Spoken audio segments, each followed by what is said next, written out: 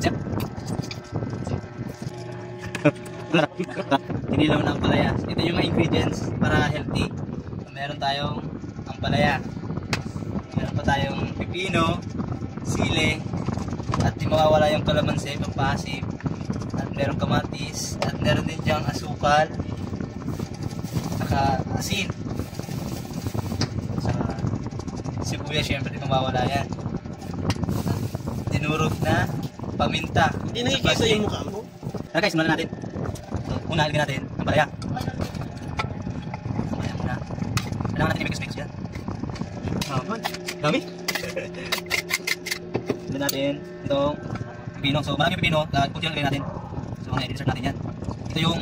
Ito yung ulam namin mamaya. Gawing pagkain natin. Gabi.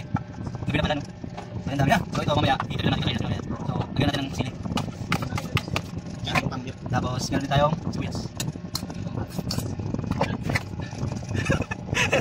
Ito, sibuyas. Hindi ba ulos kang bakit yung nag-ulo ka? Kaya natin yung pamintang dinulog sa sasi. Nagpapalapon pa. Kamatis lagi sibuyas. Ay, mali yun. Mali pala. So, yun lang. Nag-video lang tayo. So, meron tayo ditong kamatis, sibuyas, paminta, tapos sili, pipino, at pala yan. Nalagyan natin ng asin. So, ano lang, tansya lang. Kung gano'ng kalapit. Ito lang dami. Tapos, supal. Yung supal, kunti lang din. Ito, pinasupal. Pang timpla, yung lasa. Tapos, hindi tayo ng kalamansi.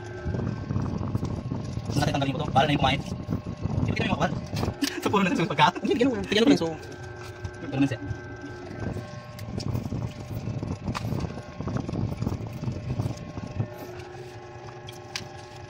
Sabi na.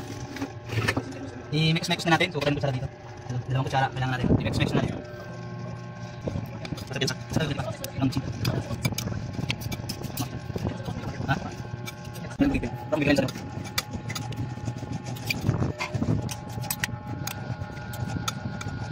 Yan, ipapatikim natin sa kasamahan ko. So, ayan. Tikman mo. titikman natin guys kung masarap yung kinilaw ni Lemir. Okay.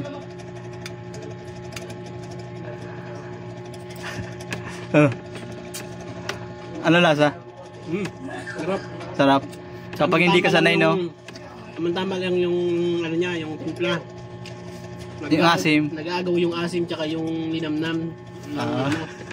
Yung suka tsaka yung ano yun? Yung masukal. Mas kalamansi. Yung guys, ang sarap. Ayun. Saya.